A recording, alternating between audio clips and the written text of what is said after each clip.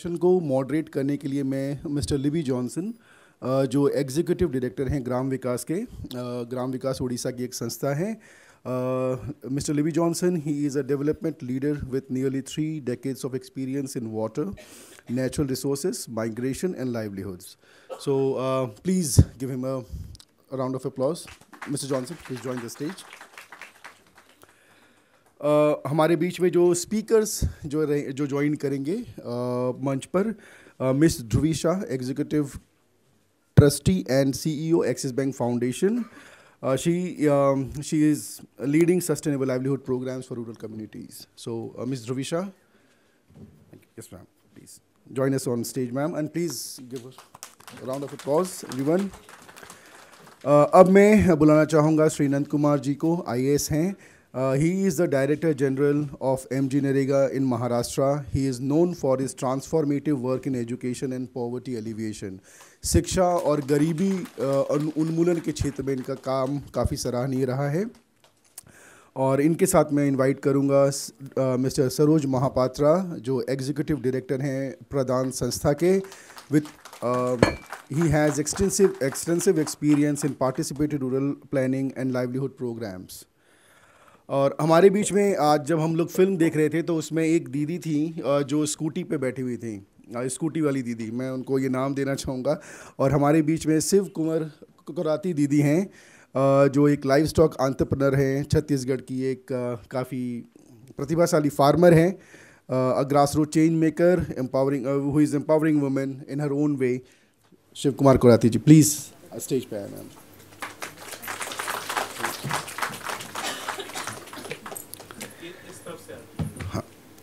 हमारे साथ श्री PS विजय शंकर जी भी हैं, जो एज ए डिस्कसेंट हमारे साथ रहेंगे. He is director nature positive farming foundation, a leader in ecological agriculture and rural markets. Sir please join. Thank you. So now मैं मिस्टर लिबी जॉनसन जी से रिक्वेस्ट करता हूँ कि प्लीज़ इस सेशन को आगे ले चलें और डिस्कशन को फॉरवर्ड करें. Thank you so much.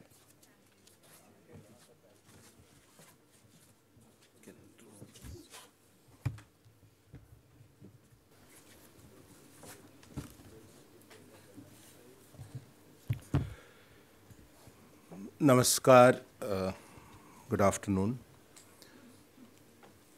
हम लोग करीब 30 मिनट देर से चल रही है गाड़ी, लेकिन भारतीय रेल का एक बहुत अनोखा एट्रीब्यूट है कि वो जितने भी लेट से गाड़ी खुलेगी टाइम पर गंतव्य पर पहुंचेगी. तो 1:30 बजे हमको खाना खाना ही है. तो 105 मिनट का सत्र को अभी 75 मिनट में करना है.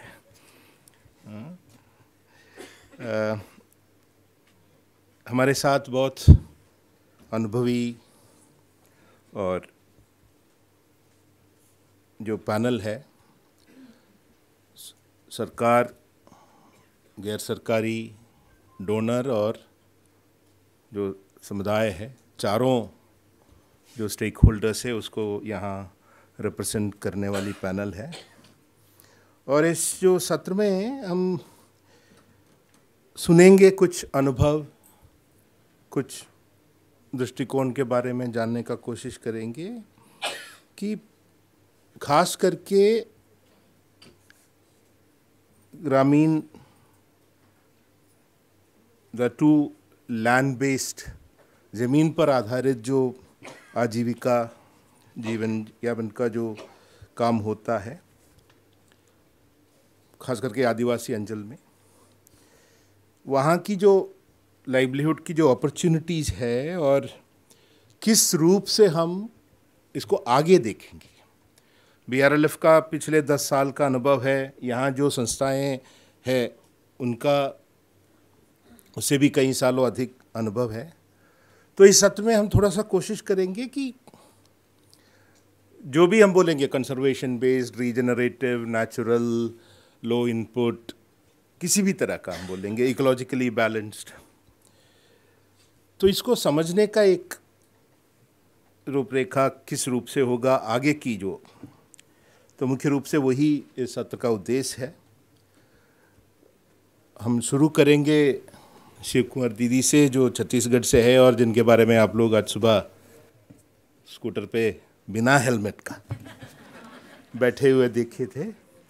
दीदी से हम शुरू करेंगे इसलिए कि उनकी जो अनुभव है, खुद का जो अनुभव है, बाकी हम लोग जो किनारे से खेल देखने वाले हैं, वो खुद एकमात्र खिलाड़ी है इस सत्र में, तो उनका जो अनुभव है उसको हम देखेंगे। नंद कुमार जी से हम सरोज व्हील, क्योंकि कुछ लोगों को दिखाई नहीं देगा, तो आप बैठ के करेंगे कि यहाँ आके करेंगे? अच्छा ठीक। तो नंद कुमार जी से हम गवर्नमेंट की तरफ से उनकी जो अनुभव रहा है महाराष्ट्र में मनरेगा कमिश्नर के रूप में, और सरोज जी जो प्रधान के पिछले कई सालों का खास करके छत्तीसगढ़ में और बाकी जगह पे जो BRLF के साथ जो काम हुआ है उसमें जो प्रोटोटाइप्स बने हैं उसके बारे में सुनेंगे। और ध्रुवी जी अपने जो डोनर के जो नज़रिए से जो दिखता है और क्या ऐसे मुद्दे हैं जिसको प्राथमिकता देना ज़रूरी है उसको, ये 4 लोगों का आज होगा। उसके बाद हम थोड़ा सा अपने जो डिस्कशन है बिजू उनसे सुनेंगे। ऑडियंस का जो पार्टिसिपेशन है वो डिस्कशन के प्रेजेंटेशन के बाद उनकी जो पॉइंट्स रखेंगे, उसके बाद हम ऑडियंस के साथ भी आप लोगों के साथ भी आपका राय सुनने का, आपके कुछ विचार रखने का भी मौका मिलेंगे। पैनलिस्ट से अनुरोध है कि उनकी जो पहला आपका जो वक्तव्य है वो 10 मिनट के अंदर सीमित करें ताकि ऑडियंस को भी भाग लेने का मौका हम दे सकें। Thank you once again, welcome all, and look forward to an interesting and engaging interaction. Sukumar ji, आप।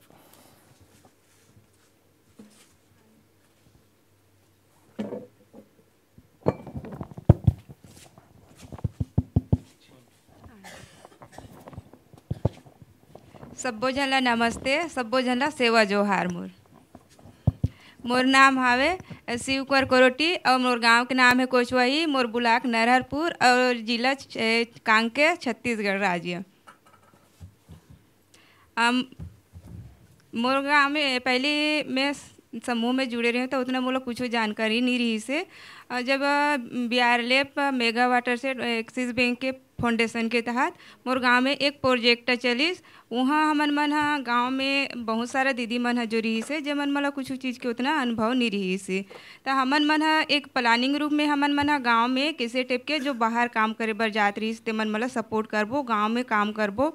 और हमन मन हा गाँव के अंदर में जैसे भारी बारिश में पानी बहा के सीधा नाला में बहा जाते, तो हमन मला पानी के भी ज़रूरत है और पर्यावरण ला भी बचाना है। इसे करके हमन मन हा एक प्लानिंग के रूप में पूरा जिसे खेती करना है तो हमन मन एक ही टाइम में खेती कर पात रहे अब एक ही प्रकार की खेती कर पात रहे।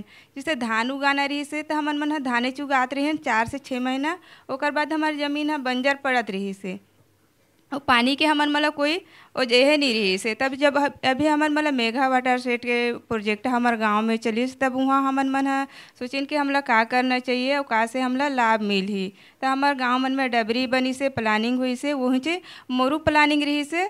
तो वही 17-18 में मोरू घर में डबरी हुई, तो डबरी हुई तो मैं मछली पाले के शुरू करें और मछली पालत धीरे धीरे करके अपन मुरु करा जमीन रही से, लेकिन उतना में इनकम नहीं कमा पात रही हैं जितना मोला कमाना चाहिए और मोर घर गृहस्थी ला चलाना चाहिए। ऐसे करके अब मोर घर में 5 परिवार रहे हैं, वहाँ से एक ही जिन मोर घर में काम करैया रही से। सिर्फ एक ही जिन के कमाई खात रहे, हमन बाकी जन मन तो काम करे बर दूसरा जगह नहीं जात रहे। तब धीरे धीरे करके हमार डबरी बन गई, डबरी से हमन मन बंजर जो जमी रही से समतली करके अभी हमन मन हुआ 3 से 4 प्रकार के, जिसे बारिश के दिन में तो हमन मन धान उगा लेथन, ओकर कटाई के बाद हमन गेहूँ लगाथन, गेहूँ कटाई के बाद हमन दलहन लगा लेथन। पहले मैं एक ही प्रकार के खाना या सब्जी खा के गुजारा चलत रही से। अभी जैसे प्रोजेक्ट के चलत ले प्रधान के संस्था के जुड़ने के बाद में है अपन मतलब मोर किचन सुधर गई और मोर थोड़ा सा स्वास्थ्य भी सुधर गई, जिससे उतना हमन मला खान पीन का अभाव नहीं रही से, जो मिलत रही से वही खाद रही हैं। तो खेती करके मैं जो मोर इनकम रही से उतना इनकम में नहीं कमा पाते रही हूँ। अभी दलहन तिलहन ये करके मैं साल 6 महीना में खेती के लगभग लाख रुपया तो कमाई लेता हूँ खेती से, दलहन तिलहन गेहूँ धान करके और साथ में मछली पालन। अब इतना करके मैं खाली बैठे रहता हूँ ऐसे करके। साथ में मैं मुर्गी पालन के भी बढ़ावा दें। अब मुर्गी पालन धीरे धीरे करके 10 से 20 से 30 से करके अभी मैं 200-300 मुर्गी चूजा रखता हूँ।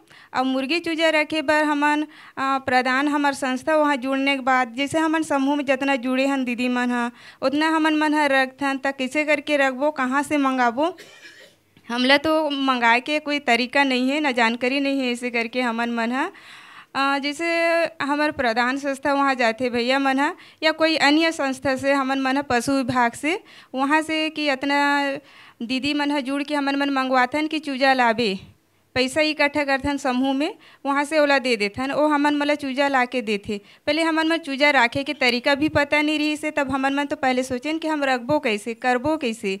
तो ये सब चीज़ ला हमन धीरे धीरे करके ना हमन तो टीका लगाबर नहीं आत रही से। अभी बोलत रही से वहाँ स्टेज में कि हमन पशु सखी दीदी, मैं तो पशु सखी दीदी नो हो, मतलब मैं एक सामान्य दीदी हूँ, मोला कुछ नहीं आत रही से, लेकिन मोला टीका लगाबर भी आगे तो मैं थोड़ा करके वो भी बढ़ा लें। और मुर्गी पाल के मुर्गी बेच के जिससे मोर आजीविका बढ़ गई और मोर इनकम भी बढ़ते जाते आए है। अब मुर्गी बेच के मैं साल में 80-90 हज़ार कमा लेता हूँ मुर्गी बेच के। इतना काबर रखूँ। अब जब इतना मोला करे के तरीका होगे करके अब मैं साथ में बटेर भी पाले चालू कर दें और बटेर भी मैं बेचता हूँ। और साथ में मैं बाड़ी भी करता हूँ। जितना हमन बाहर से बाज़ार से जो सब्ज़ी लेके लाथन उसमें हमन केमिकल मिले हुए सब्ज़ी मिलते, हर प्रकार के टॉनिक मिले हुए सब्ज़ी मिलते। तो हमन अपन घर में ही क्यों ना सब्ज़ी उगाए। तो मोर घर से लगे हुए एक नाला है जो बारिश के पानी बहाते और ओकर बाद रुक नहीं पाए, तो ओकर नीचे से हमन मोर करा तो कुछ सुविधा नहीं है, कुआँ नहीं है, तालाब नहीं है। तो हमन एक JCB के माध्यम से गड्ढा करके क्रेडा विभाग से मिल के वहाँ से जुड़ के मैं सोलर पैनल लगाऊँ। सोलर पैनल के माध्यम से मैं वहाँ मतलब सब्जी लगाता हूँ। और सब्जी लगाता हूँ तो सब्जी में बाहर से कोई बाज़ार से मार्केट से ये सब कोई टॉनिक या दवाई या एरिया राखड़ ये सब नहीं डाल के मैं घर में ही जैविक रूप से दवाई बनाता हूँ, खाद बनाता हूँ। कब मोला अपन खाए बर है, अपन स्वास्थ्य भर है, ऐसे करके मैं ये सब चीज़ अपन घर से ही यूज करता हूँ। ज़्यादातर कोई बाज़ार से सब्जी में लाए के रहते जो नया सब्जी तब मैं लाता हूँ, जब मोर घर में नहीं उगे हो। तो मैं सब्जी बेच के भी मैं 30 से 40 हज़ार साल भर में कमा लेता हूँ।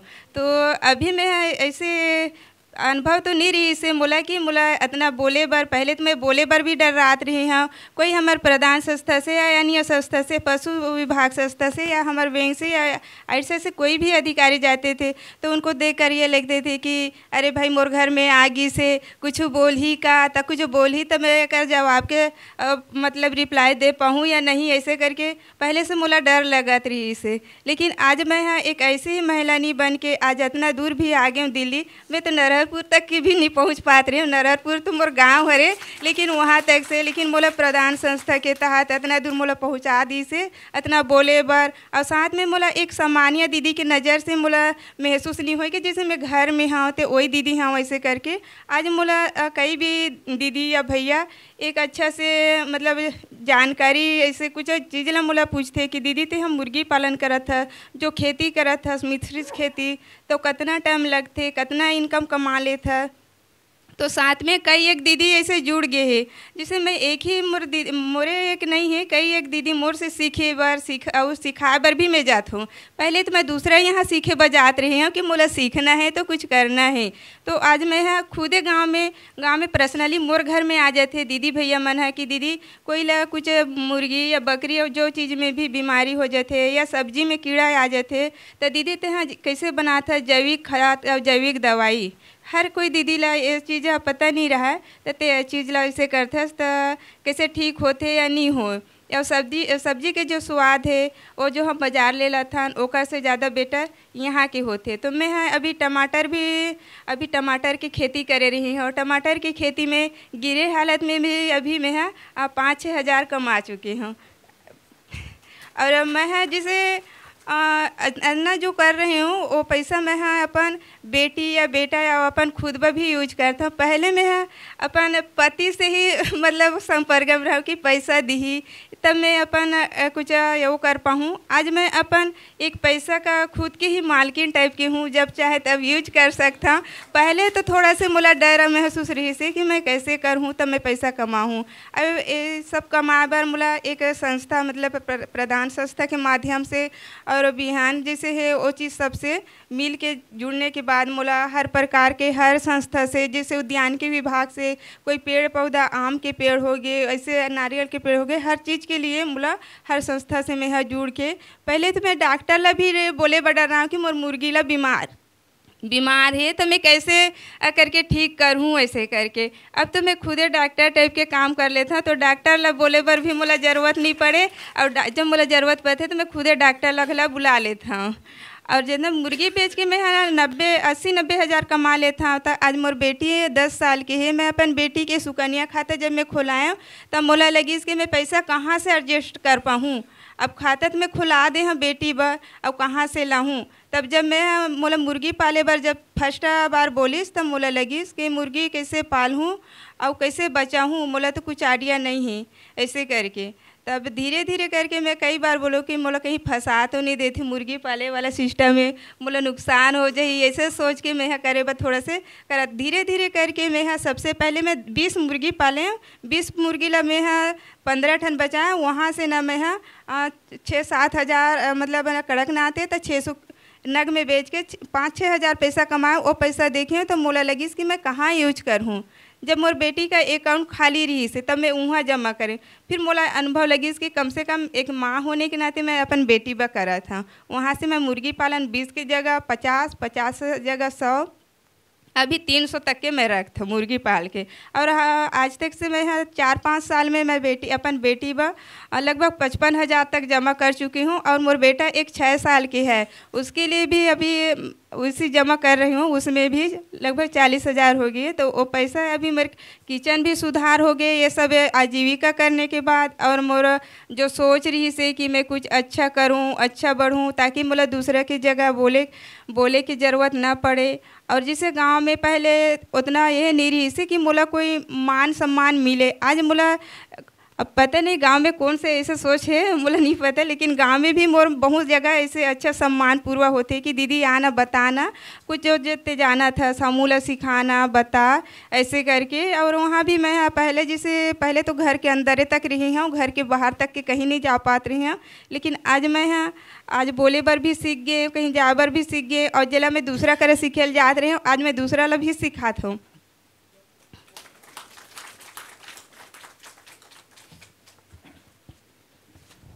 थैंक यू, बहुत धन्यवाद दीदी। आपने बहुत अपना जो अनुभव है जिस रूप से रखा, मैं समझता हूँ कि सभा में जो लोग बैठे हैं उनको एक फर्स्ट हैंड गांव में आपके सामने आके खड़ा होके देखने का जैसा एक महसूस हुआ। बहुत धन्यवाद आपको। नंद कुमार जी, मैं आपसे अनुरोध करूँगा।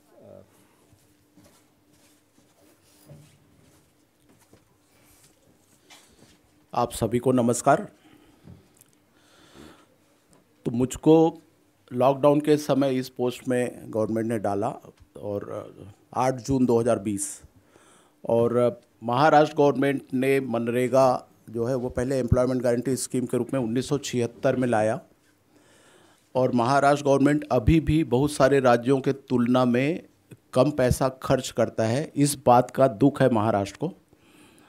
और जब मैं ज्वाइन किया तो 1800 करोड़ यूज़ कर रहा था, और वहाँ पे प्रोफेशनल टैक्स है, प्रोफेशनल टैक्स 2500 करोड़ रुपये का वसूल हो रहा था। तो जितना टैक्स वसूल करते वो तो खर्च करो, ये मुझ पर प्रेशर बना।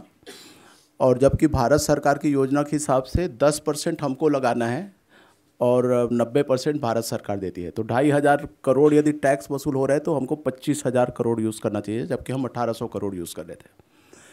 महाराष्ट्र की जनता उकता गई थी, उनको शर्म आती थी इस योजना में काम करने में। तो फिर मैंने उसको रीपोजिशन किया। तो उसी कानून को, मनरेगा कानून को ठीक से स्टडी करेंगे तो उसमें ये दिखता है कि जो भी मजदूरी का काम होगा उससे असेट क्रिएट होगा, और उस असेट क्रिएट होगा वो प्रोडक्टिव होगा, वो टिकाऊ होगा, और उससे जो काम करते हैं उनकी गरीबी दूर होती चली जाएगी, ऐसा लिखा हुआ है कानून में। तो ऐसा इम्प्लीमेंट नहीं हो रहा है देश में।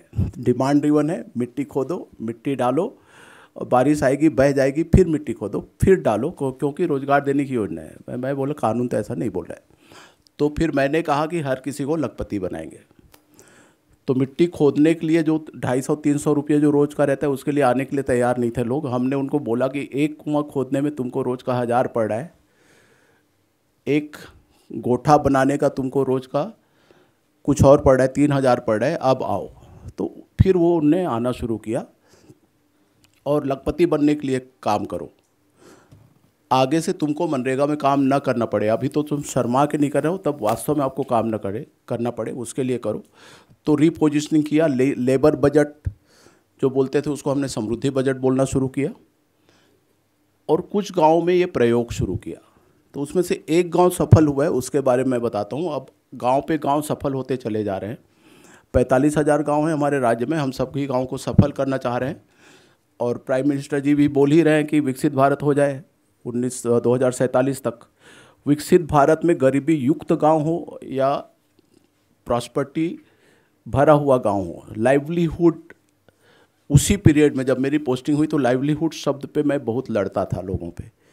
उस समय तो हम फेस टू फेस मिलते नहीं थे, तो एक वर्ल्ड बैंक में काम करने वाली महिला का मुझे फ़ोन आता था, पानी पे कुछ करेंगे वो, और वो लाइवलीहुड शब्द बोलती थी। मैंने बोला कि आई हेट दिस वर्ड। तो अभी तो हम लाइवलीहुड, वहाँ पे आप देखेंगे बड़े हॉल में, जहाँ पे लेफ्ट साइड में ट्राइबल प्रॉस्पेरिटी लिखा है, राइट साइड में थ्राइविंग लाइवलीहुड ऐसा लिखा हुआ है। दोनों शब्द यूज़ कर रहे हैं, बट प्रॉस्पेरिटी आ तो गया। तो जिस देश में गरीबी की बात होती है वहाँ पे लाइवलीहुड की बात होनी बहुत बड़ी बात है। मैं बोल रहा हूँ प्रॉस्पेरिटी। तो खुमारपाड़ा गांव जब सफल हुआ ऐसा हम बोलते हैं, तो क्या हुआ है वहाँ पे? तो जब 2017 में वहाँ पे 6 मोटरसाइकिल थे, अभी 75 हैं, ये हुआ है। 2017 में 5 4 व्हीलर थे, अभी 22 हैं, ये हुआ है। तो ये प्रॉस्पेरिटी है। तो क्या कुपोषण खत्म हो गया? क्या 100% बच्चे सीख रहे हैं? तो 100% बच्चे सीखें उस कारण शुरू हुआ ये काम।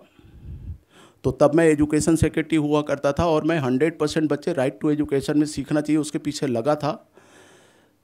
तो ये जिस गांव की बात कर रहा हूँ वो खुमारपाड़ा है, विक्रमगढ़ तहसील में, पालघर जिला, आदिवासी गांव है। यहाँ पे वारली समाज और प्रधान समाज और कातकरी समाज, 3 समाज के आदिवासी लोग रहते हैं। छोटा गांव है, हम छोटा गांव का स्टडी बता रहे हैं, फिर बड़े गांव तो हैं ही, पूरा जिला के जिला वैसा है। तो 124 परिवार, 210 एकड़ के लगभग ज़मीन है। जब हम लोग काम, मतलब 2017 और 2023 का कॉम्पेरेटिव स्टडी मैं बताऊंगा आपको इस गांव का। तो 2017 में 206 एकड़ पे धान की खेती और 5-6 एकड़ पे बाकी फल सब्जियां वगैरह की खेती होती थी। 2023 में 2010 एकड़ में धान की खेती है और 57 एकड़ पे सब्जियां हैं, फूल, खासकर मोगरा फूल उन लोगों ने उगाना शुरू किया, उससे बहुत कमाई हो रही है। अभी तक 60 लाख रुपए तो कमा चुके हैं मोगरा फूल से। और उसके अलावा काजू, आम, सीताफल वगैरह लगाया हुआ है लोगों ने। डबरी जो बोल रहे हैं छत्तीसगढ़ और झारखंड के लोग, वहाँ पे शेततड़े बोलते हैं महाराष्ट्र में, फार्म पॉन्ड, वो करने के लिए तैयार नहीं थे लोग। उनको लगता था कि इसमें ज़मीन बर्बाद होता है, उससे अच्छा कुआं दो, कम ज़मीन में ज़्यादा। तो उनको फिर मैंने फिलॉसफी बताई, मनुष्य को जगह कितना लगता है। तो खड़ा हुआ है तो 1 फीट बाई 1 फीट, बैठ गया तो 2 फीट बाई 2 फीट, और लेट गया तो 2 फीट बाई 6 फीट, और मर गया तो जलाने के पहले 2 फीट बाई 6 फीट। उसके अलावा मनुष्य को ज़मीन की ज़रूरत नहीं होती, बाकी सारा ज़मीन पैसा कमाने का साधन है। और तब मैंने कहा कि यदि तुम्हारे पास केवल 2 एकड़ ज़मीन है तो उसमें शेततड़े आपने किया तो शेततड़ा करने से पहले आपका अनइरिगेटेड जो खेत है उसमें जितना पैसा मिलता है साल भर में, आपको शेततड़े करने के बाद 2 क्रॉप हो जाएगा, उसमें कितना पैसा लगता है उसका हिसाब करो। 2500 mm बारिश है उस गांव में। तो पहला शेततड़े जिसने किया उसको दिखा कि अरे ये तो बहुत जल्दी भर गया शेततड़े, तो इरिगेशन करने के लिए उसको चाहिए था जनवरी-फरवरी में। तो 6 महीने इस पानी का क्या करूं, तो उसने मछली डाल दिया। एक्चुअली उस गांव के लोग जो स्थलांतरित होते थे, माइग्रेट होते थे, वो 2 कामों के लिए होते थे। समुद्र से रेत निकालने का काम और मछली पकड़ने का काम। 500 रुपये रोज़ का मिलता था। मनरेगा तो 250 300, अभी 297 का रेट है, तो वो देता था। तो 500 रुपये अट्रैक्टिव लगता है ऐसा, ये पाँचवीं क्लास का गणित देखो तो। और इसी ग्राउंड पे महाराष्ट्र पे लोग काम नहीं करते थे। 500 वहाँ मिल रहा है, तुम्हारे 300 में क्यों करूँ? तो मैंने बोला कि ज़िंदगी 1000 साल 500 पे काम करोगे क्या? तो अभी अब अपने कार पे घूमेंगे, ऐसे बेकार नहीं रहेंगे। तो हमने बेकार शब्द का नया अर्थ निकाला है, जिसके पास कार नहीं है वो बेकार, बाकी सब कार वाले। तो फिर उसको मछली पालन का अनुभव था, उसने मछली डाल दिया और उसमें जो इनकम दिखा, तो अब उस गांव में अभी 40 शेततड़े खोद चुके हैं लोग। हमने 3 खोदे, तो मनरेगा ने 3 और बाकी कौन, तो अभी स्टेट बैंक ऑफ इंडिया का CSR खोद रहा है वहाँ पे। और जो हम लोगों ने वाटर शेड डेवलपमेंट किया, उससे वाटर टेबल इतना ऊपर आया है कि उनको शेत तड़े खोदने में बहुत टाइम लग रहा है, क्योंकि 2 पंप लगा के पानी डी वाटरिंग पे बहुत मेहनत करना पड़ रहा है। इतना पानी है वहाँ पे। इतना पानी होने के बावजूद भी और इतनी बारिश के बावजूद भी वो गांव गरीबी में जी रहा था, क्योंकि केवल धान की खेती कर रहे थे। तो पूरा छत्तीसगढ़ धान की खेती करता है, महाराष्ट्र के 5-6 जिले केवल धान की खेती करते हैं। इन सबको धान से ऊपर उठाना पड़ेगा, वो काम हम लोग कर रहे हैं। तो किया क्या है, तो हम लोगों ने पानी की व्यवस्था कर दी, तो पान रोड विकास किया, मतलब जो वाटरशेड डेवलपमेंट किया। और शेत तड़े का बताया मैंने, एक हमने डग वेल दिया हुआ है। बहुत सारे उन लोगों ने, जिसको लोग सिंचन खड्डा बोल रहे हैं, इरिगेशन पिट उनने तैयार किया, 20 लगभग। तो ये सब करने से हम मॉनिटर क्या कर रहे हैं कि they should be out of poverty first, then out of मनरेगा, and then they should become prosperous. तो ये 3-4 स्टेप में उस गांव में सोचा जा रहा है। तो out of poverty means what, तो अभी multi dimensional poverty index NITI Aayog ने अभी 2021 में पहला रिपोर्ट दिया था और 2023 में दूसरा दिया है। तो उसमें यह है कि 3 कंपोनेंट हैं बेसिकली। हेल्थ, जो मोस्ट मेनली न्यूट्रिशन है, क्योंकि कुपोषण नहीं होना चाहिए, महिला एनीमिक नहीं होना चाहिए, बाल मृत्यु, माता मृत्यु नहीं होना चाहिए। दूसरा है आउट ऑफ स्कूल चिल्ड्रन नहीं होने चाहिए, और पूरा परिवार का परिवार अशिक्षित नहीं होना चाहिए। और तीसरा है वो है ओनरशिप, लाइवलीहुड लिविंग स्टैंडर्ड है। उसमें वो कार ओनरशिप तक की बात है, बाकी तो घर होना चाहिए, टॉयलेट होना चाहिए, पीने का पानी होना चाहिए, बिजली का कनेक्शन होना चाहिए, बैंक अकाउंट होना चाहिए। ऐसे 7 सब कंपोनेंट हैं, उन सबको हम मॉनिटर करें। तो कुपोषण में मैंने 2014 में स्टडी किया था कि केवल महिलाएं खाना पका रही हैं शहरों में, गाँवों में। शहरों में भी मैं तो पुरुष हूँ, मैं नहीं पका रहा हूँ अभी भी घर में। तो ये अच्छी बात है कि आप लोग पकाते होंगे अपने घर में। तो केवल महिला जब पकाती है तो उसको काम बहुत रहता है, तो उसका टाइम सेविंग डिवाइसेस क्या है किचन में। तो cooker is very important, gas is very important. तो गैस तो उज्ज्वला योजना में भी गवर्नमेंट दे रही है। तो उस गांव में अभी 124 गैस आ गए हैं। उस गांव में अभी 170 मोबाइल आ गए हैं। तो पहले केवल भात बोलते हैं वहाँ पे चावल को, उगाने वाले लोगों के पास रेसिपी का नॉलेज यदि कम है, तो they will learn new recipes from mobile. इसलिए भी मोबाइल चाहिए। और दूसरा, बच्चों का एजुकेशन स्कूल जितना सिखाएगा वो ठीक है, बट मोबाइल से भी वो सीखेंगे, इसलिए मोबाइल वेरी इंपॉर्टेंट है। तो mobile ownership, gas ownership, cooker ownership, fridge ownership, इन सब चीज़ों को भी हम मॉनिटर कर रहे हैं। तो इस तरीके से ये गांव आगे बढ़ रहा है। और ऐसे हमने मनरेगा का ज़्यादा यूज़ करने वाले गाँवों को हमने नरेगा सॉफ्ट से खोजा और उन गाँवों को स्टडी कर रहे हैं। तो हमको एक चीज़ कॉमन दिख रही कि हर गांव में कोई एक चिंगारी पड़ती है विकास के लिए। यहाँ पे NGO ड्रिवन है, वहाँ पे जब सेल्फ ड्रिवन होता है गांव, तो वहाँ पे कोई ना एक चिंगारी पड़ती है। तो 2 गांव में ऐसा हुआ कि एक 450 mm बारिश का गांव है, छत्रपति संभाजी नगर जिले में, पैठन तालुका हो गया। तो 450 mm बारिश में मौसम्बी उनका सूखने लगा, तो वो लोग फिर सेरीकल्चर में घुस गए। तो इस तरीके से अलग अलग आइडिया से अलग अलग गांव जा रहे हैं। उनके उस आइडिया में हम लोग सपोर्ट करके गांव को आगे बढ़ाएंगे। ऐसा करके हमको 45,000 गांव करना है। पूरा ब्लॉक का ब्लॉक अब हम लोग ले रहे हैं। पिछले वीक हमने जत तालुका लिया। तो नया गवर्नमेंट आया है, नया एनर्जी है, अभी तो ज़ोरदार काम हो रहा है। तो बाकी और डिस्कशन में आएगा। धन्यवाद very much.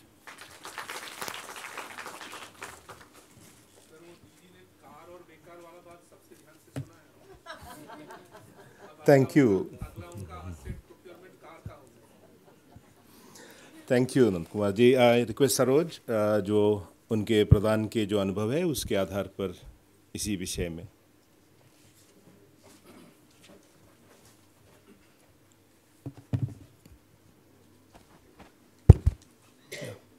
Thank you Libby, thank you my को पैनलिस्ट। हमको लगा कि जो शिव कुमार दीदी से जो हम लोग सुने हैं इतना इंस्पायरिंग स्टोरी, सो इससे बेटर स्टोरी तो हो नहीं सकता है। वो हमको बोल रहे थे कि एक बात हम छोड़ दिए। हम बोले क्या छोड़ दिया? जस्ट साइड से आप जब बोल रहे थे उस टाइम में बोला कि हम पोल्ट्री का जो बेच के जो गाड़ी खरीदे हैं वो बोलना भूल गया। तो वो मैं बता दिया, ठीक है। सो आपने काफ़ी अच्छा से बोले हैं और नंद कुमार जी भी जो बोले हैं एक्चुअली MG एनर्जी लेके किस तरीक़े से गांव का कम्युनिटी ड्रिवन अप्रोच में काम होता है। सो ये मैं जस्ट छोटा सा एक जो दीदी जो काम बोल रहे थे उसका अगर थोड़ा लार्जर लैंडस्केप का बात करेंगे, ये प्रोजेक्ट एक्चुअली इनिशिएट हुआ था 2018 में। इसमें बहुत सारा पार्टनर्स था, गवर्नमेंट मेजर स्टेक होल्डर थे, BRLF, एक्सिस बैंक फाउंडेशन, सभी CSOs को एक साथ में लेके आए और प्रधान एक टेक्निकल सपोर्ट एजेंसी या लीड CSO का रोल में था। तो इसमें जो इनिशिएटिव था ये एक प्रोजेक्ट नहीं था, एक्चुअली एक बहुत बड़ा इनिशिएटिव था। क्यों ये 2018 में बहुत लार्ज स्केल में इसका लॉन्चिंग किया गया। तो एक जो सोचा गया था कि बहुत लार्ज स्केल में लाइवलीहुड्स का काम होगा, माने इस तरीके का 1 लाख दीदी को कैसे करके हम लोग प्रमोट कर पाएंगे और सेचुरेशन बेसिस में होगा। जो सबसे forest of the poor block था, मिशन वाटर कंजर्वेशन ब्लॉक्स था, तो उस तरीके का ब्लॉक को जो डेप्रीवेशन इंडेक्स इस सब को लेते हुए ब्लॉक को सिलेक्ट किया गया था। और इसमें 4 एस्पेक्ट का फोकस था। 1 इज़ प्रॉस्पेरिटी, जिसमें लोगों का इनकम बढ़ेगा, लार्ज स्केल एसेट क्रिएशन होगा और एक लैंडस्केप बेसिस में काम होगा। मतलब ऐसा नहीं होगा कि एक गांव में एक ही स्ट्रक्चर बन रहा है, वो ब्लॉक में मान लीजिए कि 10,000 12,000 स्ट्रक्चर्स एक साथ में दीदी लोग का प्राइवेट लैंड्स में या उस तरीके का एसेट क्रिएट हो रहा है। एंड एक इकोलॉजिकल कंसिडरेशंस काफ़ी लार्ज स्केल में इसमें रखा गया था। और एक जो मेजर फैक्टर था इसमें, जो पंचायत और जो कलेक्टिव का एक कोलैबोरेशन है। मतलब पंचायत पहले से एग्जिस्ट करता था, बट मान लीजिए कि जो SHGs है, VOs, विलेज ऑर्गेनाइजेशन है, क्लस्टर लेवल फेडरेशन है, उसका कैसे करके एक सीमलेस इंटीग्रेशन होगा और एक targeted investments from the government side कैसे किया जाएगा। तो हम लोग का लगभग सभी CSO पार्टनर इसमें भी है जिनका एक मेजर कंट्रीब्यूशन था इसमें। तो 12 CSOs इसमें सिविल सोसाइटी ऑर्गेनाइजेशंस इन्वॉल्व थे। अभी भी वो प्रोजेक्ट ऑनगोइंग है।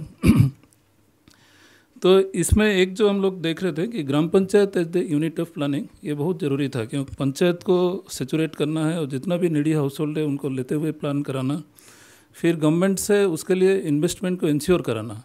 मतलब देखिए MG एनर्जी इसका फंडिंग तो माने डिमांड ड्रिवन है, पैसा एलोकेट होता है। आपने एक अच्छा बात बोला कि लेबर बजट को कैसे प्रॉस्पेरिटी बजट किया जाए, समृद्धि बजट आपने बोला, तो that's a new concept. Actually हम लोग आज माने एक्चुअली ये सोचने का तरीका है कि लेबर को, गांव का लोग को लेबर के हिसाब से नहीं सोचते हुए समृद्धि एंड प्रॉस्पेरिटी का अराउंड में कैसे सोचे। That's a very I think respectable concept actually. So इसमें एक जो हम लोग बात कर रहे थे कि एक तो है कि ग्राम पंचायत का काफ़ी इंटेंस इन्वॉल्वमेंट, देन CBOs का इन्वॉल्वमेंट, जो कम्युनिटी बेस्ड ऑर्गेनाइजेशंस, उसको कैसे करके काम होगा सो दैट ये काम कोई संस्था का ड्रिवन नहीं होगा, ये कम्युनिटी ड्रिवन होगा, तभी जाके ये काम सस्टेन करेगा, अदरवाइज नहीं सस्टेन होगा। जो आपने भी बोला बेसिकली कोई संस्था का ड्रिवन नहीं हो या सरकारी ड्रिवन नहीं हो, ये कम्युनिटी ड्रिवन कैसे करके होगा। तो कम्युनिटी का एक्सपर्टशिप कैसे करके हम लोग प्लान कर पाएंगे। And then natural resource management का ऊपर में लार्ज स्केल काम कैसे होगा। तो ये लगभग प्रोजेक्ट का कंसेप्ट था। और ये जो रूरल ट्रांसफॉर्मेशन का बात हम लोग कर रहे थे, इसमें 4 एस्पेक्ट था। 1 इज रेजिलियंट, ये कैसे होगा, माने मान लीजिए कि जैसा आपने फर्स्ट सेशन में बता रहे थे कि ये बहुत ज़्यादा, मान लीजिए कि बस्तर जैसा एरिया में लोग ने काफ़ी अच्छा से केमिकल फर्टिलाइजर्स यूज़ नहीं करते हुए ट्रेडिशनल एग्रीकल्चर को प्रमोट करते हैं। तो ये रेजिलियंट जो क्लाइमेट रेजिलियंट प्रैक्टिसेस है, इसको कैसे प्रमोट किया जाए। And at the same time prosperity के ऊपर फोकस कैसे रहेगा, मतलब लोगों का इनकम आज का दिन में जितना है ये कैसे करके बढ़ेगा। एक equitable distribution of resources and बाकी इक्विटी के ऊपर कैसे फोकस रहेगा। एंड देन एक कनेक्टेडनेस कैसे फील होगा, माने इट्स नॉट बी लाइक कि कोई एक स्टेक होल्डर कर रहा है, तो जब तक सभी स्टेक होल्डर एक प्लेटफॉर्म में नहीं आते हैं तब तक ये संभव नहीं है. सो ये जो एक यूनिक इनिशिएटिव है, लाइक फंडिंग एजेंसीज भी है, देन कॉरपोरेट से भी लोग हैं, देन गवर्नमेंट है, कम्युनिटी का लोग है, एंड सिविल सोसाइटी ऑर्गेनाइजेशन है. So this is a very win win situation actually. तो इसमें अगर थोड़ा सा अचीवमेंट्स का बात करेंगे कि लाइक ये लास्ट 6 साल में 1.6 लाख हाउस होल्ड, दीदी का जैसा जो बोल रहे हैं उस तरीके का लोग ग्रूमिंग हुआ है, और 6000 प्लस पंचायत का लोग को ट्रेनिंग, काफ़ी इंटेंसिव ट्रेनिंग हुआ है, जिसमें लोग रिस्ट to valley approach, around this climate resilient practices, कैसे करके प्लान करेंगे अपना गांव का बारे में, तो ये सब प्लानिंग हुआ है. 13,000 करोड़ का इन्वेस्टमेंट हुआ है. So that is one of the biggest achievement. मतलब जैसा ये बोल रहे हैं ना, पोल्ट्री सेट में हुआ है या कुछ डबरी मतलब फार्म फंड्स बना है. सो 1300 करोड़ का investments from MGNRGS, fishery department, agriculture department, DMF, ये सब फंड से हुआ है. 2.6 लाख हेक्टर्स ऑफ लैंड का ट्रीटमेंट हुआ है, and then 2.1 lakh million litre of water का कंजर्वेशन हुआ है, which is a very big number actually. More than 1 lakh structures create हुआ है, ये सब प्राइवेट लैंड में हुआ है. और सबसे जो बड़ा बात है, ग्रास रूट में बहुत क्वालिटी ह्यूमन रिसोर्स का ग्रूमिंग हुआ है, जो CSOs का है, कम्युनिटी का लोग हैं, पंचायत का लोग हैं. So these are some of the major achievements. इसको अगर थोड़ा सा लर्निंग का कॉन्टेस्ट में बात करेंगे तो हम लोग को लग रहा था कि जो पार्टनरशिप होता है, अगर एक थोड़ा सा बिगर आइडिया एंड पर्पस का अराउंड में होता है तभी जाके ये चलता है. आप अगर सोचेंगे कि एक गांव में ही काम करते रहेंगे, नहीं होगा. अगर थोड़ा सा larger purpose and larger picture को फोकस में कर रखते हैं, जो कि कम्युनिटी का प्रायोरिटीज़ को अलाइन करता है, मतलब गांव का लोग का प्रायोरिटीज़ को अलाइन करेगा, priority of the state and national priorities का साथ अलाइनमेंट रहेगा, strength area of the civil society organisations रहेगा, और फंडर्स प्रायोरिटी भी रहेगा. ये 4 जब एक साथ में होता है तब ये विन विन सिचुएशन होता है. और उसमें नैरेटिव बिल्ड होता है एक्चुअली. और इसमें कुछ प्रोटोटाइप्स जो डेवलप हुआ है, अगर इसमें जैसा हम लोग बात करते कि क्या क्या डाइवर्सिफिकेशन का काम हुआ है, तो एक तो फार्म पॉन्ड बेस्ड प्रोटोटाइप काफ़ी लार्ज स्केल में डेवलप हुआ है, क्रीपर क्रॉप्स का एक प्रोटोटाइप डेवलप हुआ है, बैकयार्ड पोल्ट्री का एक हुआ है, देन एग्रो हॉर्टिकल्चर मॉडल का हुआ है, और गोट रियरिंग का हुआ है. तो ये सब रूरल एरियाज़ में लाइवलीहुड को बहुत सिग्निफिकेंटली कंट्रीब्यूट करता है. और काफ़ी स्पेस है एंड काफ़ी स्कोप है इसका इंटरवेंशन करने का. सेकंड जो लर्निंग के बारे में बोलेंगे कि अगर हमारा इंटरवेंशंस कॉन्टेक्स्ट स्पेसिफिक और नीड बेस्ड होता है तब ये सस्टेन करता है, और उसमें कम्युनिटी का जो स्टुअर्डशिप है and decentralised community action is very critical. अगर गांव का लोग नहीं चाहते हैं और हम कोई काम इम्पोज करते हैं, वो काम आज चलेगा लेकिन कल नहीं चलेगा. लेकिन अगर कम्युनिटी का नीड के साथ कॉन्टेक्स्ट स्पेसिफिक सोल्यूशन करते हैं, हम नहीं भी रहेंगे भी तो लोग अपने से करेगा. हो सकता है कि 40 स्ट्रक्चर हम बनाते हैं, बट 40,000 स्ट्रक्चर गांव के लोग खुद बनाता है, एंड MGNRGA फंड को लिवरेज भी करता है. ये एग्जाम्पल्स है अभी हम लोग के सामने में. देन ये भी लग रहा था कि जो लाइवलीहुड्स का मॉडल है, इसको थोड़ा सा कॉम्प्रिहेंसिवली देखने का ज़रूरत है. लाइक मान लीजिए कि it should not be like कि खाली ग्रांट बेस्ड काम होगा. It should be A mix of grant, working capital, finance, market and technology. तो ये जो 5 पिलर्स हैं, जिसमें हो सकता है कि MGNRGA से हम लोग एसेट क्रिएशन हो रहा है, बट आफ्टर एसेट क्रिएशन किया, जैसा दीदी ने बोल रहे थे कि अच्छा खेती कराना, अच्छा प्रोडक्टिविटी को इंश्योर कराना, प्रोडक्शन को बढ़ाना, तो उसके लिए हो सकता है कि क्रेडिट बहुत इम्पोर्टेंट, मतलब उसको लोन चाहिए, उसको डोर स्टेप में फाइनेंसेस चाहिए, उसको डोर स्टेप में अच्छा टेक्नोलॉजी चाहिए. तो खाली एसेट क्रिएशन करने से काम नहीं होता है. सो आई थिंक ये जो एक इंटीग्रेटेड मॉडल है, that should be in the focus. And then integration and convergence, I think this is very critical. अगर हमने सोचते हैं कि हम ही अकेला सब कर लेंगे, ऐसा नहीं होता है. तो हम लोग का जो एक्सपीरियंस है, तो how to trigger this large scale change having this multi stakeholder convergence approach, तो ये लर्निंग काफ़ी स्ट्रांगली आया है, एंड हमको लगता है कि इसी का ऊपर फर्दर नैरेटिव बिल्ड हो सकता है. Then obviously the bringing the large scale transformation in the rural areas, ये एक ओवरऑल पर्पस हमारा होना चाहिए. एंड थोड़ा लाइवलीहुड पोर्टफोलियो को भी हमको लगता है कि ब्रॉड बेस करना चाहिए. इट्स नॉट बी कि लाइक एक सिंगल एक्टिविटीज़ लेके हम लोग कर रहे हैं, farm, non farm, up farm, then skilling, enterprise, ये सभी का अगर एक कॉम्बिनेशन होता है तो ये लार्ज स्केल में हम लोग इसको सक्सीड कर पाएंगे. नेक्स्ट हमको लगता है कि with time I think I will stop here. Thank you so much. Thank you Saroj. Dhruvi, मैंने उनका जो नज़रिया है नीचे से भी है ऊपर से भी है, तो किस रूप से ये जो हो रहा है उसको आगे और मजबूत करने के लिए क्या क्या ज़रूरी है, और शायद आज हम जो कर रहे हैं उसमें कुछ चीज़ें अगर छुटे हैं जो प्राथमिकता नहीं दे पाए हैं, तो ध्रुवी को मैं अनुरोध करता हूँ कि अपना.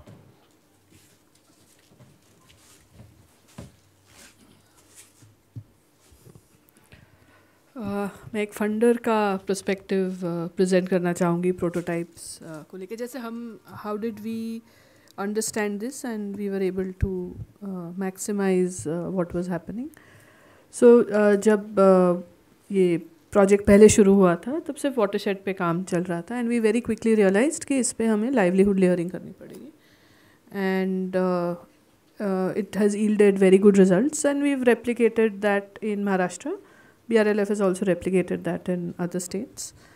So the thing about prototypes is that they are, I think prototype के 3 हिस्से मैं मानती हूँ. एक जो है वो core product है कि ये वाली चीज़ इस context में कैसे काम करेगी, and it is very contextualized. छोटे छोटे changes होते हैं. आप मुर्गी पालन ले लीजिए कि आप बकरी पालन ले लीजिए. Watershed is based on science, so there are fixed things that you do and you don't do. But every other thing is very, very local and contextualized. The second part of a prototype is the process that we follow in making that happen. Prototype becomes a product and the product is transferable.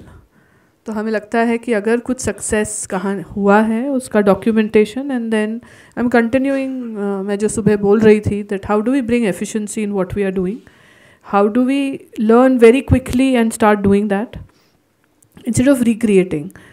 So पहले हम सुनते थे everything is recreated in a project is just an administrative unit, but I have never been able to understand why we keep recreating knowledge when it's very easily transferable.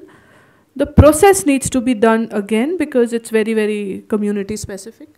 So I feel that as a collective, we need to share this knowledge, and we need to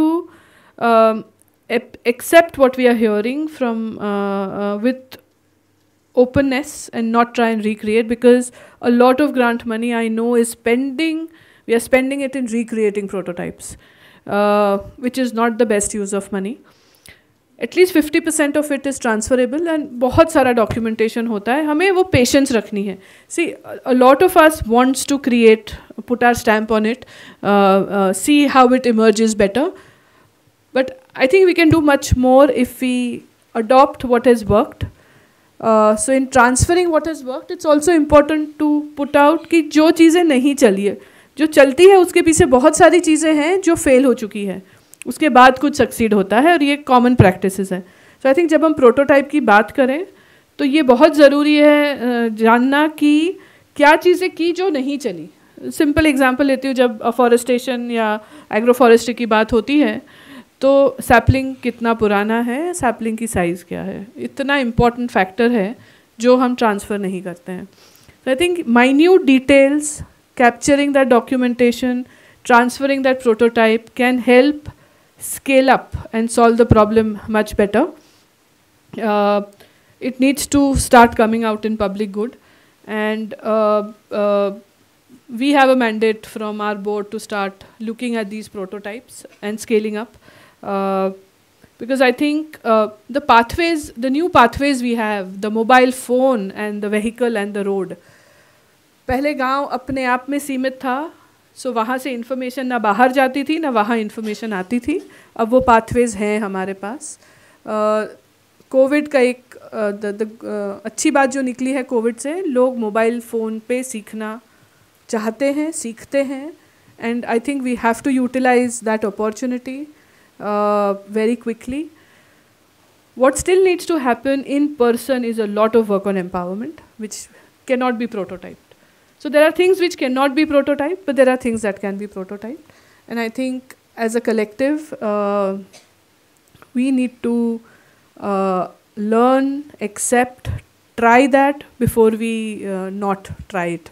Saying नहीं हमारे यहाँ ये नहीं चलेगा. I have usually seen 19-20 का difference होता है. I think the advantage that we have is we get to see Murgi Palan from the east to the west and north and the south, and we understand minutely, we've been able to understand what works in what context and what doesn't, and उस confidence से मैं कह रही हूँ कि कई तरह की similarity है for us to use, and that's how we bring solidarity amongst ourselves. Prototypes also in layers, जैसे पेड़ में rings होती हैं before the tree grows. So you have product one, you have a Murgi Palan, then you have the loan that you need, then you have market linkages, and therefore prototypes also need to be created in this manner. So I would urge everybody to start documenting like that and find ways to share, and that we learned that sharing helps in both the projects in Chhattisgarh and Maharashtra, that the collective goal that everybody had, there was no option but to learn. That was the design. So that was the incentive. And it has worked. So how an organization, जब आप scale करते हैं, तो within the organization you also learn and share. Likewise, you have to share with other people. And I'll again reinforce the conversation I was trying to have, is having a lead organization per district. And these are all things that can funnel down to that, and will help us make most of the very little philanthropic capital that is available with every other money. So I'll stop with that. Thank you. ये collaborative work का बहुत बड़ा एक demonstration यहाँ पे हुआ. चारों मिलके 40 मिनट में अपना समाप्त किया. ये मेरे समझ से वो प्रोटोटाइपिंग की बात हो आप कर रही थी. शायद ये ज़रूरी है कि हमको लक्ष्य का भी सीमा को सामने रखना ज़रूरी है. I just reflecting on that. मेरा स्टॉप वॉच अभी बजेगा.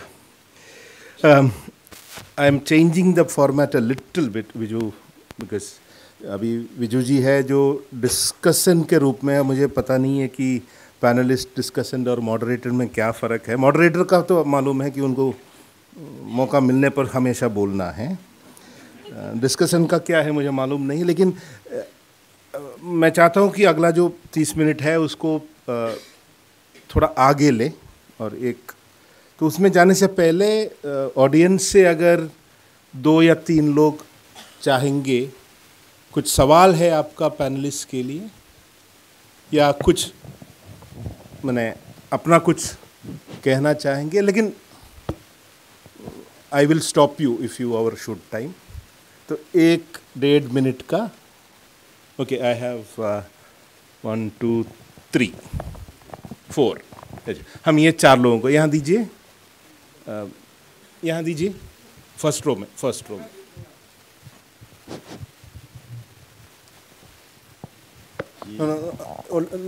बाद में. मैं बलांगीर उड़ीसा से आया हुआ हूँ. मेरा संस्था का नाम BGS है. जैसे दीदी अभी बता रहे थे इनकम की ग्रोथ, एक आइटम पर मैं बोल रहा हूँ. हम एक गाँव तुरईकला ब्लॉक है, वो माइग्रेशन प्रोन ब्लॉक है. वहाँ सिर्फ एक गांव का नाम है खुटलू मुंडा. वहाँ करीब 160 फैमिली रहते हैं. वहाँ ड्रमस्टिक के ऊपर एक आइटम के ऊपर हमने काम किया 3 साल पहले शुरू किया. जब हमने काम करना शुरू किया तब परिवार की इसमें एवरेज देखा जाए तो करीब 1000 रुपये एक परिवार ड्रमस्टिक से इनकम करता था.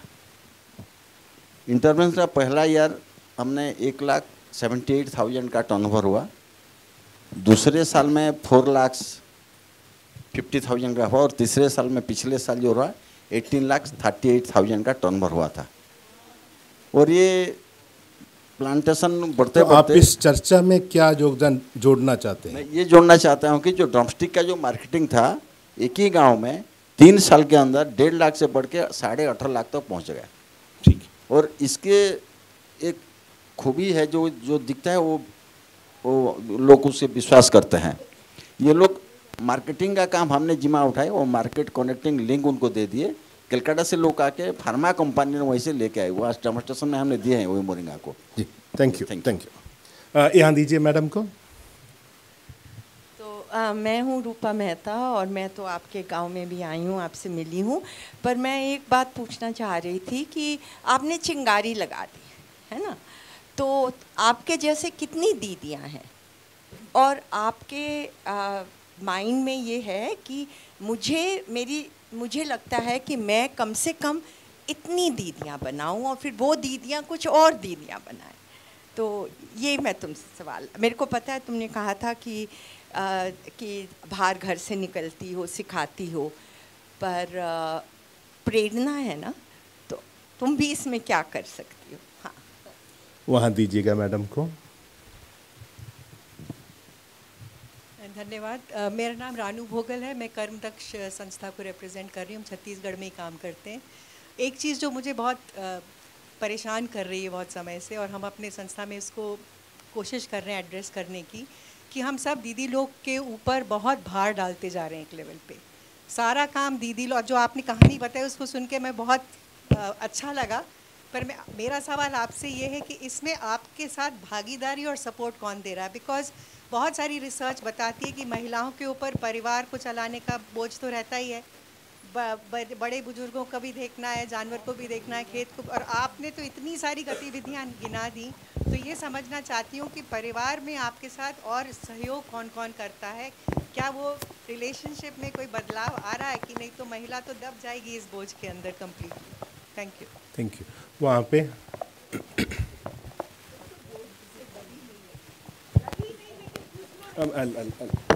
एक round. So hello, thank you so much. मैंने काफ़ी अच्छे से सुना आपको और बाकी लोगों को भी। मेरा सवाल ये था कि जो भी हमारी स्टोरीज है छोटी छोटी, इसको हम एज ए सिस्टम चेंज कैसे ले जा सकते हैं? बिकॉज मैं जानता हूँ कि हमारे सीनियर आई से बैठे हैं और उनका एजुकेशन में काफ़ी पर्सनल इंटरेस्ट भी रहा है, हालांकि वो मनरेगा में अभी उसके बावजूद भी। तो इसको हम एजुकेशन के साथ कैसे जोड़ सकते हैं ताकि बच्चों का या हमारी बच्चियों का स्कूल टाइम पे ये एंटरप्रेन्योरशिप माइंडसेट बन सके? बिकॉज हम काफ़ी लेट हो जाते हैं और फिर वापस हमें बहुत ज़्यादा मेहनत करनी पड़ती है फील्ड पे आके इस वाला माइंडसेट को डेवलप करने के लिए। दूसरा, जब हम लाइवलीहुड की बात कर रहे हैं तो हम दीदियों के साथ तो काम कर रहे हैं, लेकिन क्या हम जो मैडम से जुड़ते हुए मेरा सवाल है कि जेंडर पर्सपेक्टिव को लेकर हम क्या सवाल कर रहे हैं? नहीं तो अगेन वही महिलाओं पे दोहरी जिम्मेदारी आ जाएगी, पुरुष बच के निकल सकते हैं। Thank you. Thank you. Last here. मेरा नाम रमेश है, मैं COST संस्था से जुड़ी हुई हूँ, उड़ीसा से काम कर रहा हूँ। मैं शिव कुमार सर को एक छोटा सा सवाल है। वो अच्छा बात है जैसे कि लेबर बजट को आप प्रोस्पेक्टिव बजट तरफ से, समृद्धि का बजट तरफ से कन्वर्ट किए हैं महाराष्ट्र में। It is actually example created आज पर your sharing created at the Maharashtra. So how it is include in the national level? What is the process होना चाहिए? आपका एक दो चीज़ भी जानना चाहूँगा। और दूसरा बात है वो तो जो इंटायर इम्प्लीमेंटेशन जो सिस्टम है वो how it is actually changes in the certain period of time, what is the strategy, what is the steps behind it? So thank you. Just एक ऐड कर देता हूँ, इन्हीं का ये है। तो ये तो स्टेट लेवल का आप बहुत बड़ा चेंज लाए हैं जहाँ पर बदलाव हो गया है महाराष्ट्र में। लेकिन सर हम लोग देख रहे हैं जहाँ हम काम कर रहे हैं उड़ीसा में, जैसे उड़ीसा के क्षेत्र में देखते हैं कि जो डायरेक्ट इम्प्लीमेंट कर रहे हैं ग्रास रूट में, वहीं पर बहुत सारा दिक्कत होता है। तो वहाँ कैसे चेंजेस है? ठीक, तो मैं दीदी से अनुरोध करूँगा कि मैडम जो सवाल पूछे उसका थोड़ा सा संक्षिप्त में। जैसे जैसे आप लोग बोले कि घर में अकेली दीदी काम करती है, मुर्गी पालन, बटेर पालन, सुअर पालन, मछली पालन, फिर खेती बाड़ी, तो ये में दीदी बर बोझ है। तो एमे मोर घर में मोर पति है, मोर सास है, बाकी के काम वो छोड़ के चले जाते और मोर 2 जन बच्चा हावे। तो एकर बर मोला समय निकाले पड़ते, जिसे 9 बजे तक के तो सब हमन मन ह रह जाथन नाश्ता पानी करके। उतना टाइम में हमन मन ह मुर्गी बर दाना पानी की व्यवस्था कर लेथन, सब्जी रथन त और बाकी जैसे मुर्गी बर दाना पानी हमन 9 बजे कर देथन, फिर हमन अपन खाना बना लेथन, खाना खाथन। बाकी जो समय जो बच जाते था दोपहर में हमन मन मुर्गी ला और खाना दे देथन, मुर्गी बटेर सुअर जो भी है मछली वछली का पूरा देखभाल। और यही 3 बजे तक के हमन मुर्गी ला खाना दे देते हैं, सुबह 8 बजे दे देते हैं। जो बच जाते जो समय वहाँ हमन मन है खेती बाड़ी के समय कर लेते हैं। खेती जैसे सब्जी लगा है तो सब्जी की निंदाई कोड़ाई या दवाई बनाए बर ये सब चीज़ बा हमन मन है घर की ही, मतलब मोर माँ होगी से, मतलब मोर माँ मतलब मोर सास माँ, हाँ वो और मैं और मोर पति जो है वो बाहर के काम में बिजी हो जाते। तो हमन मन है दोनों मिल के कर लेते हैं, या काम ज़्यादा हो जाते तो हमन मन है कोई ला काम में बुला लेते हैं काम करे बर। ओके। और जैसे मैं यहाँ बाहर से मुर्गी ला के बेचता हूँ, जैसे हमारे मन के नरहरपुर ब्लॉक में दीदी मन है बहुत सारा 30-40 से ज़्यादा दीदी मन है हमारे मुर्गी पालन करते था। वो मुर्गी ला दीदी मन के मार्केटिंग में ही खुद ही करता हूँ, और मैं खुद बाजार में जाके नहीं बेचो तो सवाल ये क्या दीदी कि सब आप ही कर रहे हैं? हाँ ठीक ठीक, हाँ वही कर रहे हैं। तो वो जो मुर्गी मैं इसमें उसमें जोड़ना भूल गई थी, तो जैसे नहीं वो 5 जन के परिवार में हमन मन है, जैसे मोर अभी तो 5 जन नहीं हैं, मतलब मोर 2 जन बच्चा है, मन छोटे हैं, फिर मोर माँ है और मैं मोर पति, तीने हैं और नहीं है काम करने पर। Okay thank you. हाँ घर में नहीं अलग से काम नहीं करे कोई, अलग से बात करेंगे उनसे। अच्छा मैं नंद कुमार जी से अनुरोध करूंगा वो NREGS को लेकर के जो सवाल है उसका थोड़ा। नहीं, आपके प्रश्नों में सारी वो कठिनाइयाँ छुपी है जो मैं 4.5 साल से उस पर काम कर रहा हूँ। और वो काम अब मैंने मजदूरों के साथ क्या किया वो बताया मैंने कि यार तुमको शर्म नहीं आनी चाहिए, काम करो। भारत सरकार के साथ क्या कर रहा हूँ यहाँ थोड़ी बताऊँगा मैं। फिर कलेक्टर के साथ क्या करता हूँ, तो सभी लेवल पे काम करना पड़ा है। और वो चालू है। उसमें 2-3 अच्छी चीज़ें जो हो रही है, एक तो विकसित भारत की बात होने लगी है, लखपति दीदी की बात NRLM में हुई, वो हो रही है। आप लोगों ने ध्यान दिया होगा जब 1 फरवरी को बजट प्रस्तुत हुआ भारत सरकार का, तो ग्रामीण विकास मंत्री शिवराज सिंह चौहान जी का दूसरे दिन न्यूज़पेपर में ये आया कि अब हम गरीबी मुक्त गांव करेंगे। तो वो 4 जनवरी को भी न्यूज़ आया था। देखिए हैं, मैं एक एक चीज़ मैं मॉनिटर कर रहा हूँ कि कौन क्या बोल रहा है और उससे ये देश का सोच किस तरफ आगे बढ़ रहा है, क्योंकि ये देश के सोच से जुड़ा हुआ है। यहाँ पर ऐसे भी लोग हैं जो प्राइम मिनिस्टर बोलते हैं जब 2047 तक विकसित भारत करेंगे, तो कोई वर्ल्ड बैंक का रिपोर्ट ला देता है 2075 तक नहीं होगा और उसमें भारी खुश भी होते हैं। तो ये देश गरीबी में जीने का आदी सा हुआ है, उसको गरीबी से निकालना, तो लाइवलीहुड से भी निकालना, जो जिसकी लड़ाई अलग से चलती मेरी, ये शब्द निकालो, तो वो चल रहा है। और जैसा कि ये लोग अलग से बात करेंगे वैसे हम लोग अलग से बात करेंगे। Okay thank you. अभी मैं थोड़ा सा चर्चा को आगे लेना चाह रहा हूँ कि अभी तक पिछले 55 मिनट में हम लोग जो बात किए हैं, सुने हैं, कहे हैं, अभी तक का था। लेकिन जहाँ तक आप आगे की सोच रहे हैं और प्रोटोटाइप्स को लेकर के लाइवलीहुड डाइवर्सिफिकेशन, उसका हिंदी तो मुझे मालूम नहीं है, की तरफ इसके बारे में जब सोचते हैं, मैं 2 बिंदु है जिस पर शायद हमको गौर करना, सोचना और अपनी रणनीति को बनाना या बदलना ज़रूरी है। उसमें से एक चीज़ का सवाल के रूप में आया था सभा से, और विजू जी अपने जो वक्तव्य में इस पर भी जो डालेंगे मैं चाह रहा हूँ। लेकिन एक है कि हम ज़मीन और जल पर आधारित जो लाइवलीहुड है उसके बारे में बोल रहे हैं। उसमें बकरी पालन भी, मुर्गा पालन भी, इन दोनों से बहुत जुड़े हुए हैं। वर्तमान में हमें जो नज़र आ रहा है, महसूस हो रहा है, जलवायु परिवर्तन को लेकर के दो तरफ, एक बारिश के जो पैटर्न है उसमें जो बदलाव, सही टाइम में पानी नहीं आना, गलत टाइम में पानी आना, ज़रूरत से ज़्यादा पानी एक साथ आना।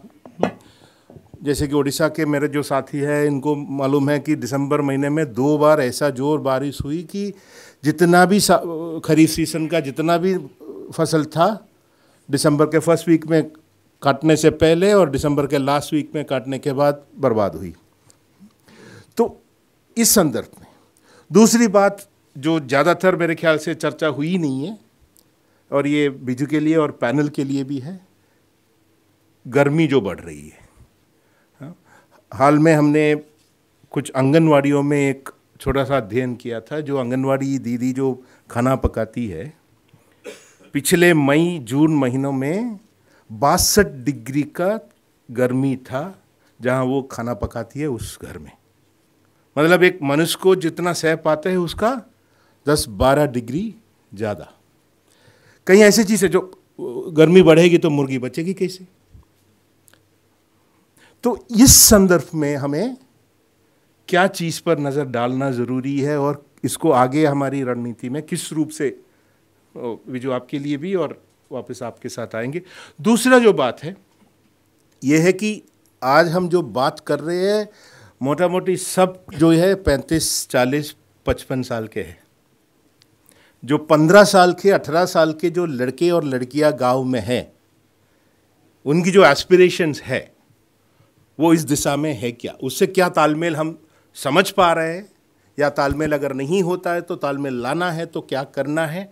तो ये दो जो मुद्दे हैं, जलवायु परिवर्तन की और नए पीढ़ी के जो सपनों की, एस्पिरेशंस की, मेरे समझ से आपने जो बात रखे उसके संदर्भ में, और विजू पूरे जो बात सुने हैं और जो जो आपके विचार हैं थोड़ा सा।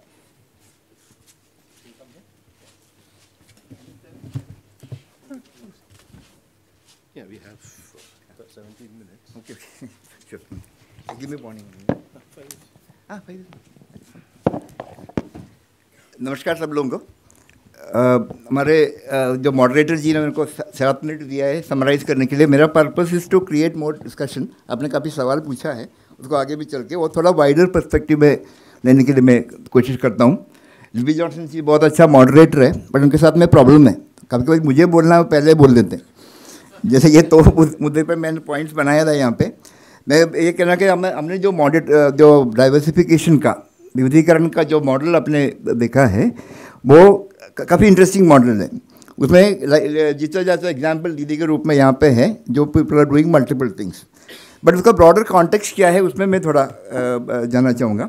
उसमें आपने जो बताया वो दोनों इश्यूज़ आएंगे, उसके अलावा 2 इश्यूज़ और भी आएंगे उसमें। एक है सबसे इम्पॉर्टेंट देश, आपने जो यंग पीढ़ी की बात की है, बट ओवरऑल देखेंगे तो अनएम्प्लॉयमेंट देश का सबसे ज्वलंत। मेरी शिवनारी यूनिवर्सिटी के स्टूडेंट, हमारे स्टूडेंट बैठे हैं क्लास में, हमने काफ़ी डिस्कशन भी किया है। सबसे important problem, most important problem that India is facing right now is unemployment. Unemployment in the sense that काफ़ी 50 साल के 60 साल के बाद में भी बेरोजगारों का नंबर कम नहीं हो रहा, बढ़ रहा है। और उसके अंदर आप और जहाँ के देखेंगे तो यंगर जनरेशन, जो नई पीढ़ी का जो आपने बात की, इनका अनएम्प्लॉयमेंट, और ख़ास करके विमेन। ये RCRC ऑर्गेनाइजेशन है, some of our part of that network. हम लोग सर्वे करने के सोच रहे थे what happens to women, girls who are between let's say 20 and 35 as का महिलाएं क्या करती है, क्या करना चाहते हैं, वो क्या कर सकते हैं, उसके बारे में एक सर्वे हम सोच रहे थे। उसके बारे में हमको बहुत कम आइडिया है। तो when you talk about unemployment, larger problem is that बेरोजगारी है, उसमें यंगर जनरेशन का, द न्यू जनरेशन जो कमिंग इन, उनका unemployment, that's a very big problem. साथ में दूसरा रूरल और एग्रेरियन इंडिया को भी आप जोड़ सकते हैं। आप हमेशा न्यूज़पेपर में आते हैं, किसान का आंदोलन चल रहा है और ग्रामीण क्षेत्र में अलग अलग टाइप का समस्याएं चलता है। तो looking at the rural and agrarian situation, how do we look at diversification? So what's actually happening, rural में क्या हो रहा है, actually diversification is happening but in a very forced way. जैसे like we talk about forced migration, एक forced diversification हो रहा है रूरल एरिया में। एक सिंपल एग्जांपल उसके लिए बोल सकते हैं, किसानों के बारे में हम बात करते हैं। फार्मर इनकम 2019 में एक सर्वे हुआ था, उसमें सरकार ने ये निकाला कि टोटल फार्मर इनकम लाइक 10,000 रुपया पर मंथ ऐसा कुछ फार्मर इनकम, बट उसमें से 40% is coming from wages and salaries. Wages में से आ रहा है, तो किसान अपने खेत में से जो उगाते हैं उसमें से उनको आय मिल रहा है, वो टोटल का दूसरे नंबर पे आता है, 34% और समथिंग। 40% इज कमिंग फ्रॉम किसी और दूसरे के खेत में काम करके। किसान और मजदूर के बीच में डिवीजन जो है धीरे धीरे करके कम होते जा रहा है। ये भी अनएम्प्लॉयमेंट का एक इम्पॉर्टेंट इशू है। और लैंड होल्डिंग इतना छोटा है कि उससे उनके गुजारा होता नहीं है, इसलिए दूसरों के खेत में जाके करते हैं। ये एक टाइप का फोर्स्ड डाइवर्सिफिकेशन है। दीदी ने कई सारी चीज़ें बताई, वो मुर्गी पालन करते हैं, बकरी पालन करते हैं, कभी कभी फॉरेस्ट प्रोड्यूस भी में भी काम करते होंगे। जो जिन गाँव में मैं काम करता हूँ, जो गाँव के बारे में जानकारी है, उसमें ये वेरी कॉमन थिंग। पीपल जिनके पास ज़मीन है वो दूसरे में जाके खेती अपने लेबर के रूप में काम करते हैं। और जैसे आपने बताया जलवायु परिवर्तन से पानी ज़्यादा हो गया, कम हो गया, खेती बैठ गया तो लाइफ स्टॉक में चले जाते।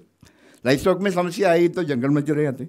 तो मल्टीपल लाइवलीहुड्स को इंटीग्रेट करके ही रूरल इंडिया आगे बढ़ रहे हैं आज की तारीख में। लेकिन जो हो रहा है that is not a positive. आपने जो प्रॉस्पेरिटी की बात की उस तरह का डाइवर्सिफिकेशन नहीं है, it's a kind of forced diversification. तो उसमें से हट के ये are this models taking us to a path of prosperity. And आदिवासी समस्या हमने सवेरे काफ़ी डिस्कशन किया, that the situation of tribal India. आप सब उस एरिया से काफ़ी वाकिफ़ है और किस तरह का होता है वहाँ पे। ये जो समस्या होता है, अनएम्प्लॉयमेंट का समस्या हो या किसानों का समस्या हो या लाइफ स्टॉक होल्डर का समस्या हो, ये सबसे सॉर्ट ऑफ इंटेंस तरीके से आपको ट्राइबल एरिया में देखने को मिलता है, क्योंकि दोसर उपेक्षित जगह है, वहाँ पे कोई इन्वेस्टमेंट हुआ नहीं है, हमने श्रद्धा हमारा अटेंशन वहाँ तक गया नहीं अभी तक। तो ये तीन इश्यूज़ है, अनएम्प्लॉयमेंट, यंगर जनरेशन का आपने जो बताया, और रूरल का general situation and tribal India, all in the context of climate change. उसमें बहुत सारे डिस्कशन होगा, उसमें पूरा तो उसका सोल्यूशन की तरफ हम जा नहीं पाएंगे, क्योंकि अपने भी मेरे जैसा ऑर्गेनाइजेशन से काफ़ी उसमें पानी पे काम किया है, how to make agriculture and livelihood climate resilient, उसमें हम डिटेल में चर्चा करेंगे। लेकिन मेन मुद्दा मैं ये कहना चाहूँगा कि फोर्स्ड डाइवर्सिफिकेशन अभी जो हो रहा है उसमें से हट के नंद कुमार जी ने जो बोला प्रॉस्पेरिटी के रास्ते पे कैसे उसको लेके जाएंगे, that is the main issue. And in that ये प्रोटोटाइप आपके पास सामने है, बट आपको ये देखना चाहिए what are the enabling conditions, उसमें किस किस कौन कौन सा ऐसा स्थिति है जिसकी वजह से प्रोटोटाइप बन सके। तो ध्रुवी जी ने जो बताया कुछ कंडीशन पॉजिटिव आपको मिला है, जिसकी वजह से you are able to moving that, using that you are able to move forward and create this models. तो हर एक मॉडल में क्या क्या उसको एनेबलिंग कंडीशन, उसको जो सफल बनाने में जो जो कंडीशंस थे उसमें थे, जो सपोर्ट मिला है वो क्या है, उसको देखना बहुत ज़रूरी है। उसमें सक्सेस स्टोरीज होना चाहिए, लेकिन फेलियर स्टोरीज भी होना चाहिए, क्योंकि we learn more from failures. हमने काफ़ी सारे अटेम्प्ट की, जैसे एफॉरेस्टेशन की आपने बात किया। अब जैसे डोनर्स हमारे पास आते हैं, हमारा organization SPS for example give a list, हमने इतना सारा पौधे लगाए, वो पूरा जोड़ेंगे तो पूरा जंगल क्या डबल जंगल हो गया होगा वहाँ पे। But that's a failure story, we are not able to work on that, there are many stories like that and there is something to learn from. So ये एनेबलिंग कंडीशंस की बात करेंगे, उसमें आता है ये समाज, सरकार और बाजार। बाजार आपने जो प्रोविजन आपने बताया, marketing, yes marketing is also very important issue. समाज के बारे में आपने बताया कि समाज को जोड़ना है, और सरकार का रोल है, काफ़ी सरकार के पास फंड है, नरेगा के जिक्र हुआ था 68,000 करोड़ उसमें है, तो यूज़ करके how to do that. And ये समाज, सरकार और बाजार में क्या रोल निभाया है in creating this prototypes and in scaling of the prototypes, उनका क्या रोल हो सकता है, ये होना चाहिए। That is what we should achieve, that's a larger perspective, keeping in mind with other kind of general things. And इसमें एक और रोल अभी बताया था, अपने चर्चा में आई थी, ग्राम पंचायत। अपनी जो प्लानिंग होती है वो दिल्ली में बैठ के या भोपाल में बैठ के या जयपुर में बैठ के नहीं हो सकता, गांव के लेवल पे होना चाहिए। NREGA is a very good example of that. उसके लिए ग्राम पंचायत को सक्षम करना है, एम्पावर करना है। How this models are able to do that, are they able to do that, और व्हाट इज़ द रोल। ये जो कोई भी नमूना प्रोटोटाइप आप देखेंगे, उसको स्केल अप की बात करेंगे, उसमें पंचायत का क्या रोल रहा है, because I think without taking panchayat into account आगे जाना बहुत मुश्किल है। सरकार हम बहुत बोलेंगे, लेकिन गांव में जाके बात करेंगे तो सरकार उनके सामने क्या है, वो सरकारी पंचायत ओनली। तो how to integrate panchayat, that is second thing there. And third one is आपने सिस्टम चेंज के बारे में किसी ने बताया, if you think about that, that is working closely with the government. तो मेरे भी हमारे बात हुई थी, ये models are good probably on their own, but as on their own आपने जो काफ़ी नंबर्स बताया, काफ़ी सिग्निफिकेंट नंबर्स हैं, वो दोस्त नंबर्स इसलिए आए कि सरकार के साथ में काम करने की वजह से। तो गवर्नमेंट के साथ में कोऑपरेट करना है, कोऑर्डिनेट करके काम करना है और अपने जो भी मॉडल्स है उसको स्केलेबल लेवल पे लेके आना है। That is the big challenge. तो मेरा निवेदन है कि हर एक मॉडल को हम और ठीक से देखें, उसमें ये समाज, सरकार और बाजार का क्या रोल है। बाजार के बारे में काफ़ी बोलने को है, we can discuss it, this thing, what is the role of bazaar. तो ये this things come together, then the model will go forward. तो एक डिटेल देखने की जरूरत है। Thank you.